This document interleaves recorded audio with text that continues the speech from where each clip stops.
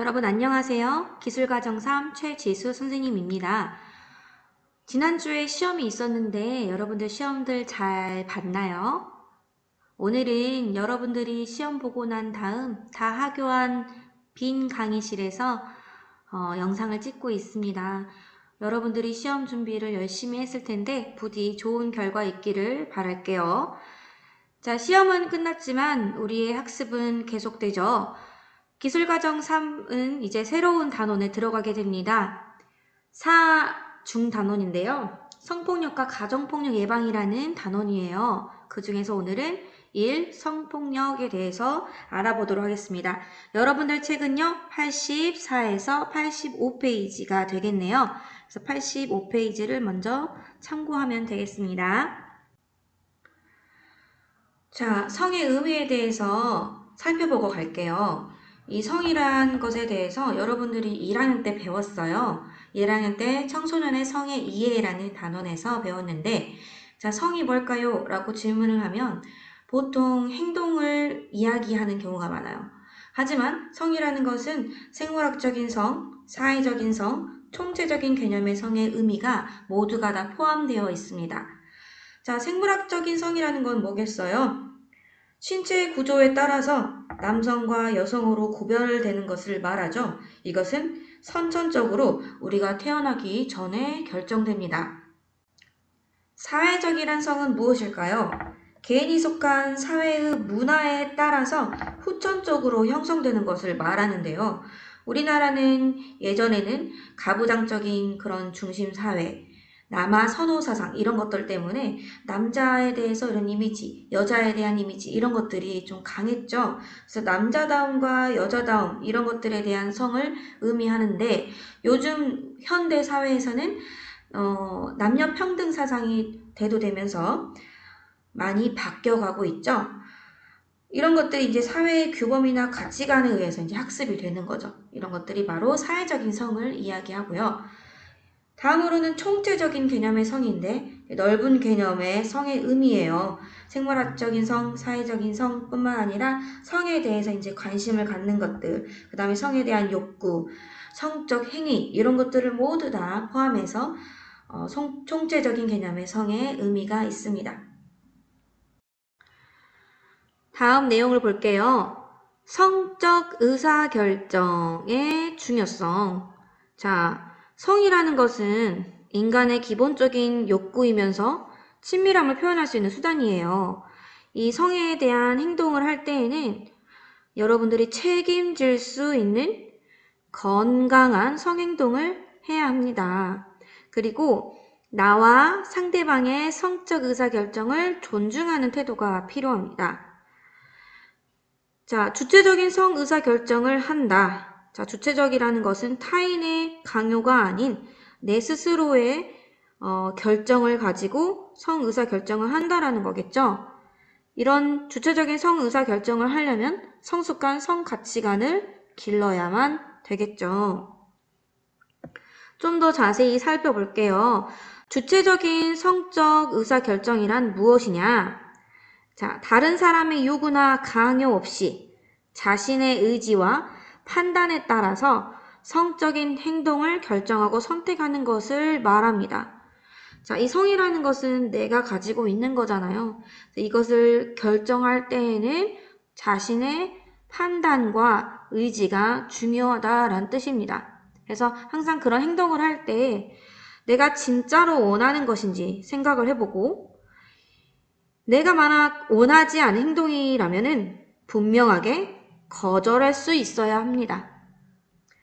그리고 성에 대한 자신의 선택과 결과에 책임을 질 수 있어야 합니다. 신중하게 결정하고 행동해야겠다라는 뜻이겠죠. 이런 주체적인 성적 의사결정을 잘 하려면 성숙한 성 가치관이 뒷받침해줘야 하는데 이 성숙한 성 가치관이란 어떤 것인가 한번 봐볼게요. 남성과 여성의 서로 다른 특성을 좀 바르게 이해하고 정확한 성 지식을 습득해서 성숙한 성 가치관을 가져야 합니다. 자신뿐만 아니라 상대방의 성도 소중히 여기고 존중하는 마음을 가져야겠죠. 그리고 누구나 다 성적 욕구를 가질 수가 있는데 이 성적 욕구를 꼭 성을 통해서만 풀어야 되는 것은 아니에요. 이 성적인 욕구를 건강하게 해소할 수 있는 방법들이 많이 있는데 스포츠나 봉사활동, 취미, 예술 이런 곳에 몰두함으로써 자신의 욕구를 해소할 수도 있습니다. 그래서 이러한 방법들도 생각해 볼 수가 있겠죠. 그렇다면 나는 성적 행동이 성숙한지 한번 체크해보는 시간을 가질 거예요. 여러분들 책 85페이지 보면은 밑에 이게 나와 있죠? 여기다 지금 여러분들이 체크 해보세요. 내가 느끼는 감정을 잘 알 수 있다. 매우 그러면 여기다가 좀 나는 내 감정을 잘 모르겠다. 뭐 그렇지 않다. 일단 체크를 하는 거죠. 그래서 문항을 다 읽어보고 여러분들이 여기다가 체크를 하고요. 밑에 계산 나의 점수가 있습니다. 여기다가 점수를 적어보세요. 그래서 선생님이 다음 시간에 이거 했는지 확인하도록 하겠습니다. 자, 잠시 여러분들이 일시정지를 누르고요. 여기에 대한 평가를 한번 해보세요. 자, 다 여러분들이 평가를 했나요? 여러분들의 점수를 적었을 텐데요. 55점 이상이면 청색 신호, 41에서 54점이면 황색 신호, 40점 이하이면 적색 신호입니다. 신호등으로 표시를 했는데요. 청색이면 그래도 괜찮은 거고 황색부터는 좀 주의를 해야겠죠. 자, 청색 신호에 대한 것을 읽어볼게요. 자신의 감정이나 욕구를 잘 알고 있으며 상대의 감정이나 욕구를 이해하려고 노력하고 있다. 앞으로도 자신의 감정을 솔직하게 표현하며 상대방을 이해한다면 좋은 관계를 유지할 수 있다. 자, 주의 황색 신호입니다. 자신의 감정과 욕구에 솔직하고 상대방의 감정이나 욕구를 이해하려고 노력하지만 조금 부족하다. 서로를 이해하고 좋은 관계를 맺기 위해 성적 의사소통 측면에서 내가 노력해야 할 부분이 무엇인지 찾아본다. 자, 이제 적색 신호는 좀 주의해야겠죠. 자신의 감정이나 욕구를 잘 알지 못하고 제대로 의사 표현을 하지 못하고 있다. 그러다 보면 원치 않은 임신이나 성폭력의 위험에 노출될 수 있으므로 나에게 부족한 부분을 채워나가기 위한 노력을 많이 해야 한다. 이렇게 나왔네요. 자, 그 다음 내용을 보도록 할게요. 다음 내용입니다. 자, 성폭력이란 무엇인가에 대해서 알아볼 건데 조금 무거운 내용이죠. 성에 대해서 인식이 잘 확립되지 않으면 내가 지금 하고 있는 행동이 또는 내가 당하고 있는 이 행동이 성폭력인지 아닌지 모르는 사람도 너무나 많아요. 그래서 기본적으로 여러분들이 이러한 내용에 대한 것을 알고 있어야지만이 내가 잘하고 있는지 내가 잘못하고 있는지를 알 수 있기 때문에 여러분들이 이 수업을 좀 진중하게 잘 들었으면 좋겠습니다. 자, 그럼 내용을 한번 봐볼게요. 상대방이 원하지 않았는데도 일방적으로 가해지는 모든 신체적인 것뿐만 아니라 언어적, 정신적인 폭력을 말합니다. 여기에 이제 구체적인 예로는 강간이나 성추행, 성희롱 이런 것들이 있는데요. 이게 하나씩 뭔지 한번 살펴볼게요. 자, 강간이라고 하는 것은 폭력 또는 협박 등 강제로 성관계를 하는 행위를 말합니다. 강제라는 말이 들어갔죠? 성추행과 성희롱은 조금 다른데요. 자, 성추행은 상대방의 허락 없이 신체적인 접촉을 함으로써 상대방에게 성적 수치심을 불러일으키는 행위예요. 신체적인 접촉을 직접적으로 가한 거죠. 그럼 성희롱은 뭐냐? 이것도 상대방의 의사와 관계는 없고요. 성적으로 굴욕감이나 혐오감을 주는 말이나 행동을 하는 것을 성희롱이라고 합니다. 그러니까 성추행은 직접적으로 접촉을 통해서 수치심을 불러일으키는 거고요. 성희롱은 접촉은 하지 않지만 말이나 또는 행동으로 이렇게 뭔가 수치심을 불러일으킬 수도 있잖아요. 이런 것들을 말하는 거예요. 자, 여기서 공통적으로 느껴지는 것이 상대방이 원하지 않고 일반적으로 가해지는 거잖아요. 그러니까 즉 상대방의 허락 없이 일방적으로 가해지는 거죠. 자, 이 허락이라는 것이 매우 중요합니다. 허락 없이 이루어졌기 때문에 강간, 성추행, 성희롱으로 나아갈 수 있는 거죠. 그러면 이 허락에 대해서, 이 허락의 좀 중요성에 대해서 영상이 하나 있습니다. 그 영상 하나 보고 또 이야기를 나누도록 할게요.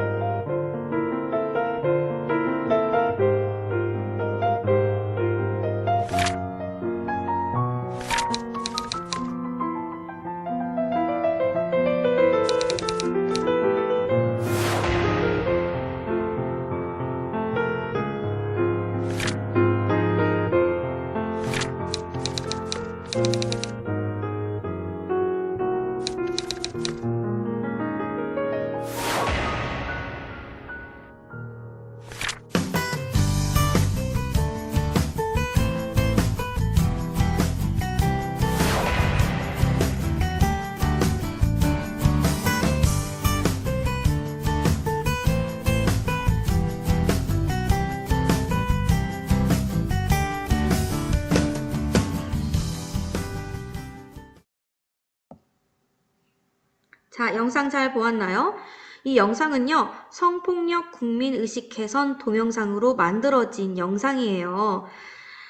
성폭력 사건에서 피해자에게 책임을 돌리는 통념을 깨고자 만들어낸 동영상이고요. 상대방에게 허락을 받지 않는다면 이것은 폭력이다 라는 메시지를 담고 있습니다. 그러니까 성이라는 행동이 이루어지려면 허락이라는 전제가 매우 중요하다라는 거죠. 자, 그러면 어떤 행동이 성폭력일까? 좀 더 구체적으로 예시를 통해서 한번 보도록 할게요. 자, 장난으로 치마를 들추는 행동. 또래 간의 장난으로 치마를 들추는 행동이 나타나기도 하는데요. 이것은 상대방이 불쾌감과 수치심을 느낄 수 있잖아요. 그렇다면 성폭력에 해당이 됩니다. 이게 지금 그림에서는 남자고 여자가 나왔지만 남자가 남자한테도 할 수가 있고 여자가 여자한테도 할 수 있겠죠. 생물학적인 성에는 관계없이 뭔가 또래 간에 뭐 치마를 들추거나 또는 바지를 내리거나 이런 것들이 상대방에게 불쾌감을 준다면, 수치심을 느끼게 한다면 이것은 폭력입니다. 그러니까 가볍게라도 여러분들이 이런 행동을 하면 절대로 안 되겠습니다.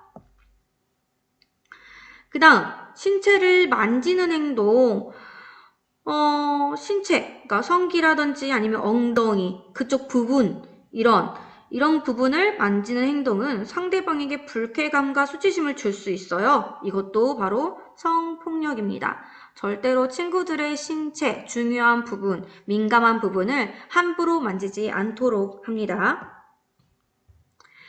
그 다음에 이제 만지지는 않지만 신체를 비교하여 수치심을 주는 행동, 이건 이제 희롱에 해당이 되겠죠. 신체적인 그런 모양을 보고 뭐 가슴 크기라든지 아니면 뭐 성기의 크기라든지 이런 것들에 대해서 비교하며 수치심을 주는 행동은 성폭력입니다. 그러니까 여러분들이 말이나 행동을 참 조심해야겠죠. 또한 동의 없이 야한 사진이나 동영상을 보내는 행동 또한 이것도 성폭력입니다. 내가 원하지 않았는데 이상한 사진이나 동영상을 보게 되면 그 사람이 의도치 않게 또 수치심을 느낄 수 있고 기분이 나빠질 수 있잖아요. 이것도 폭력에 해당됩니다. 절대로 이상한 사진이나 동영상을 보내지 않도록 합니다. 자, 그렇다면 성폭력의 원인과 영향에 대해서 한번 알아볼게요. 자, 원인은 무엇일까? 가해자의 특징도 원인으로 작용하지만 성폭력에 관한 잘못된 사회의 인식과 특징 때문에 지금까지 많은 성폭력의 사례들이 있었어요. 그래서 우리는 반드시 사회적인 인식이 개선되어야 됩니다. 건강한 성인식이 필요하다는 이야기죠. 성폭력 가해자의 특징도 어느 정도 지금 정리가 되어 있고요. 성폭력이 만연한 사회의 특징도 한몫을 하고 있죠. 자, 이런 성폭력이 일어나면 어떠한 영향이 끼칠 수 있느냐? 성폭력은 피해자 개인에게 지울 수 없는 상처를 남깁니다. 그리고 가해자와 주변인, 즉 개인, 가족, 조직, 사회 전체에 부정적인 영향을 미치죠. 이런 뉴스만 들어도, 이런 내용에 관련된 뉴스만 들어도 참 안타깝고 슬프고 기분이 별로 안 좋아지잖아요. 사회적으로 그런 분위기가 전체적으로 부정적인 영향을 가져올 수가 있어요. 그래서 이런 것들은 개인적 영향도 너무너무 크지만 사회적으로도 아주 좋지 않은 영향으로 가기 때문에 아주 나쁜 사건입니다. 자, 그러면 성폭력 가해자의 특징에 대해서 조금 더 살펴볼게요. 어떤 특징들이 있느냐? 모두가 다 그런 건 아니지만 이러한 두드러진 특징을 보인다고 해요. 어릴 때 성적인 학대를 받은 경험이 있거나 가족 내 폭력에 직접적인, 간접적인 피해를 입은 사람들이 많다고 해요. 그리고 이제 우리나라의 가부장적인 가족 문화, 뭔가 권력 구조에 의해서 좀 꼼짝달싹 하지 못하는 그런 문화 때문에 이런 일이 일어나기도 하고요.